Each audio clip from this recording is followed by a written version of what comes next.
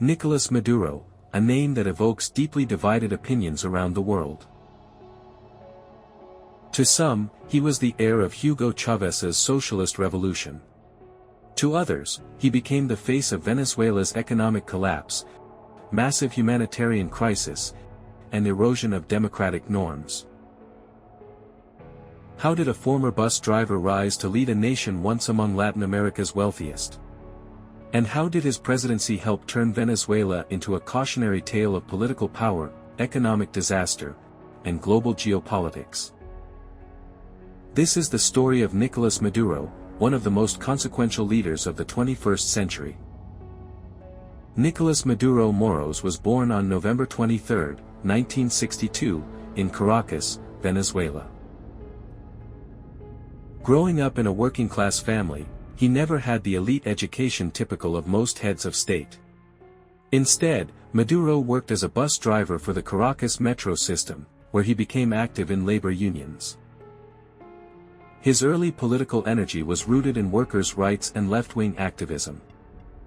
Maduro's political awakening coincided with the emergence of Hugo Chávez, a former military officer who led a failed coup in 1992 and later founded the Bolivarian movement, a populist, socialist political force that reshaped Venezuelan politics in the late 1990s.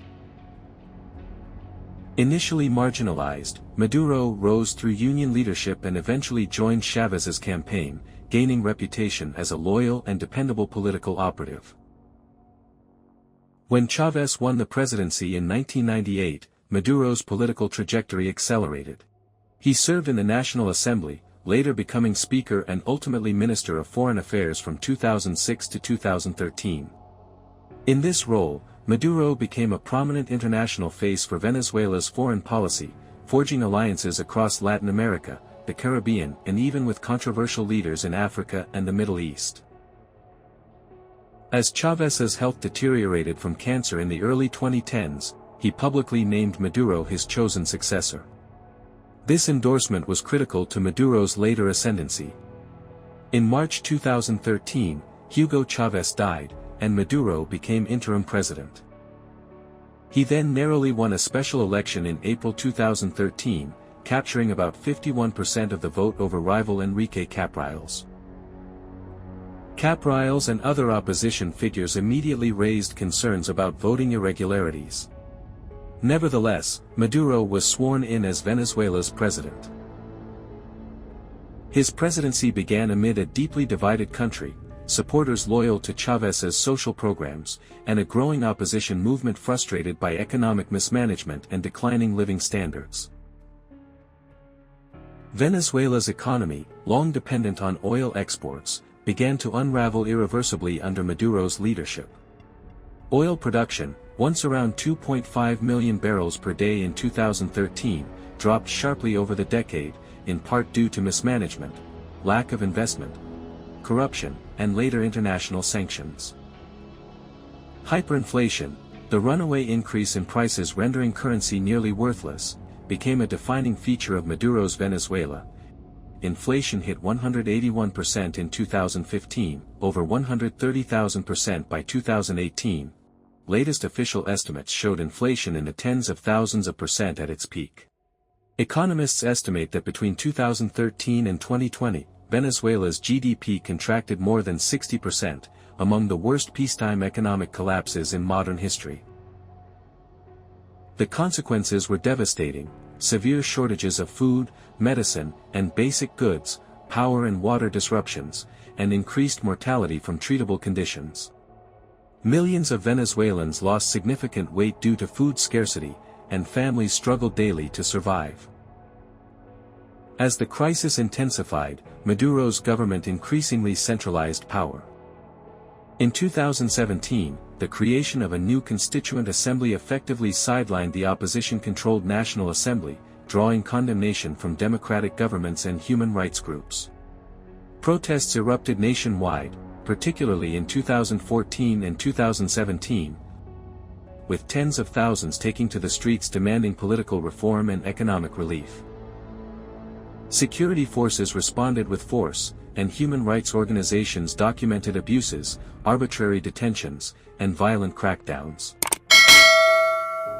The contentious 2018 election, widely accused of fraud and manipulation, deepened political polarization. Many international governments, including the United States and parts of Europe, refused to recognize the result, instead acknowledging opposition leader Juan Guaidó as interim president. The combination of economic collapse and political repression led to one of the largest displacement crises in the Western Hemisphere. By the early 2020s, millions of Venezuelans had fled to neighboring countries such as Colombia, Brazil, Peru, and beyond, seeking refuge and opportunities abroad. Food and medicine shortages persisted, and many Venezuelans struggled with basic needs.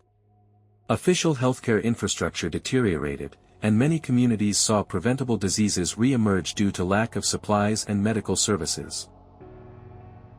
Maduro adopted a foreign policy that leaned heavily on alliances with Russia, China, Cuba, and Iran, seeking economic support and political backing as Western condemnation grew.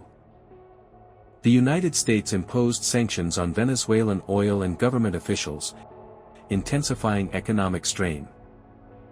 By 2025, the UK and EU also sanctioned dozens of Venezuelan officials, citing human rights abuses and erosion of democratic norms. Despite this pressure, Maduro maintained support from key partners, especially China, which condemned Western military interventions and maintained strong economic ties through loans and oil deals. Maduro's 2024 re-election and subsequent 2025 inauguration for a disputed third term further polarized Venezuelan politics. The government claimed electoral victory, but the opposition and many international observers alleged widespread irregularities and boycott by major opposition groups.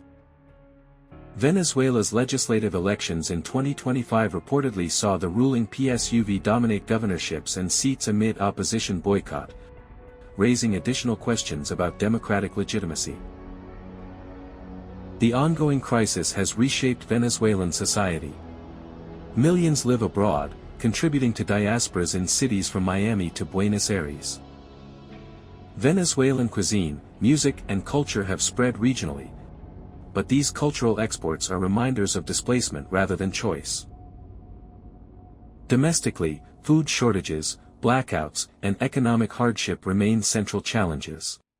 Even basic consumer goods and public services, once taken for granted, became scarce or inconsistent during Maduro's presidency. Nicolás Maduro's legacy is a complex mix of revolutionary promise and profound crisis. Supporters see him as a defender of sovereignty and socialism, resisting foreign pressure and maintaining continuity with Chávez's Bolivarian vision.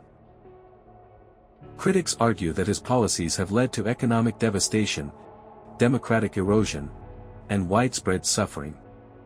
As Venezuela's future unfolds, the debate continues: can the nation rebuild, stabilize its economy, restore democracy, and bring home millions of displaced citizens? Only time will tell how history judges Nicolás Maduro, architect of continuity, controversy, and crisis.